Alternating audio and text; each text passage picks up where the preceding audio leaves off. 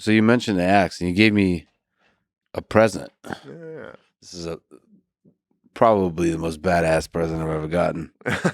So tell me the story of this axe. So the natives, when I got there, I thought, I grew up on a farm. I thought I was pretty good with an axe, but they do tons of work with those things. And I really grew to love their type of axe, their style of axe, and just an axe in general. They'd always say it's the one tool you need to survive in the wilderness, and I agree.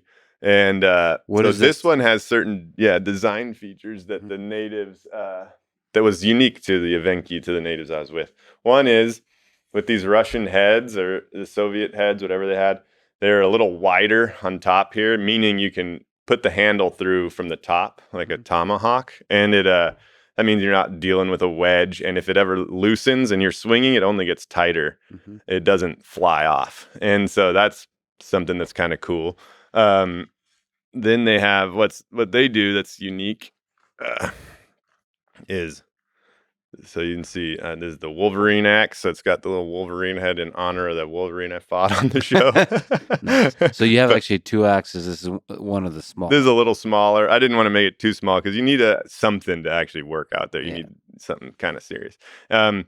But then they sharpen it from one side. So if you're right-handed, you sharpen it from the right side. And that means when you're in the woods and living, there's a lot of times where whether you're making a table or a sleigh or an axe handle or whatever you're doing, that you're holding the wood and doing this work. And it makes it really good for that planing. The other thing it is, especially in northern woods, all the trees are like this big, that you're never cutting down a big giant tree. And so when you swing with a single-sided axe like this, sharpened from the one side, it really, with your right hand swing like this, it really bites into the wood and gives you because with that, if you can picture it, that angle is going to cause deflection.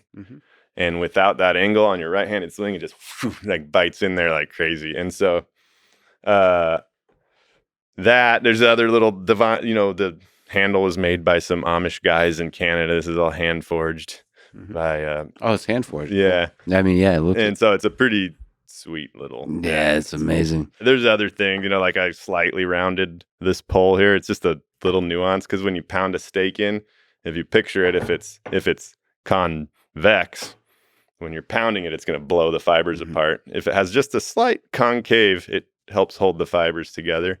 And so it's a little nuance, not too flat because you want to still be able to use the back as you would. What kind of stuff are you using the axe for? Oh, so the axe is super important to chop through ice in a winter situation, which you probably hopefully won't need.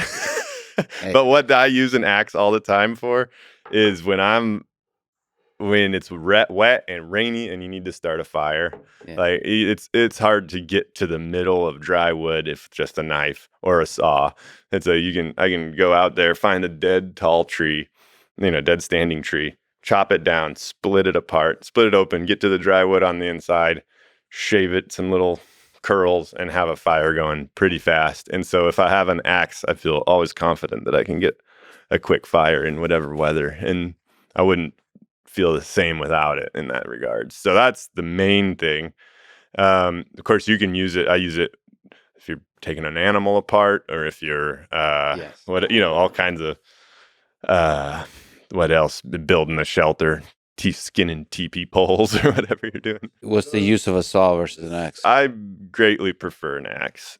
A saw, though, has its value goes up quite a bit when you're in hardwoods. Like when you're in a hardwood, oaks and hickory and things like that, they're a lot harder to chop. So a saw is pretty nice in those situations, I'd say. In those situations, I'd like to have both. In the Northwoods and in like more coniferous forests, I don't think there's enough advantages that a saw incurs. With a good axe, now you'll see people with little like camp axes and stuff, and they just don't think they like axes. It's like, well, you haven't actually tried to try a good one first and get good with it. The one thing about an axe, they're dangerous, so you need to like practice, always control it with two hands. Make sure you're not, you know where it's going to go. It doesn't hit you, or when you're chopping, like say you're creating something, that you're not doing it on rocks and stuff, so that you're doing it on top of wood, so that when you're hitting the ground, you're not dulling your axe. You got to be a little bit thoughtful about it.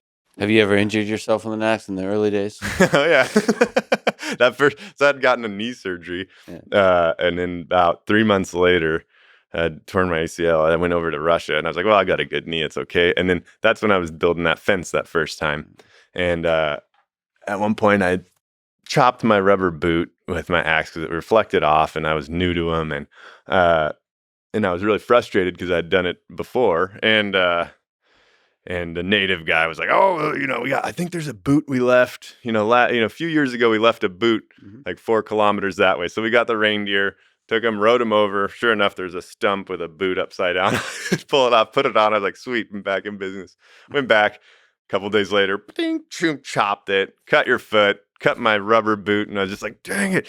And I was mad enough that I just grabbed the axe and swung it at the tree, and it just one-handed and like deflected off and bam right into my knee. No.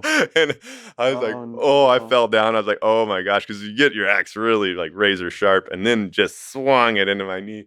I didn't even want to look. I was like, oh no. Well, I looked, and it wasn't a huge wound because it had hit right on the bone of my knee, but it split the bone, cut a tendon there, and I was out in the middle of the woods. So I literally I knew I was in shock. I'm just going to go back to teepee right now. So I ran back to teepee, laid down. And honestly, I was stuck there for a few days. I was in so much pain, and my other knee was bad. It was rough. I literally couldn't even walk at all or move. I had to there was a plastic bag. I had to poop in it and roll to the edge of the teepee, shove it under the moss. I was just totally immobilized. I guess that should teach you to not act when you're in a state of frustration or anger. There you go. It's such a lesson too. There were so many of those, and I was always in a little bit over my head. But like I said, you kind of do that enough, and you make a lot of mistakes. But every time you learn, now it's like an extension of my arm. That's not going to happen because I just know how it works now.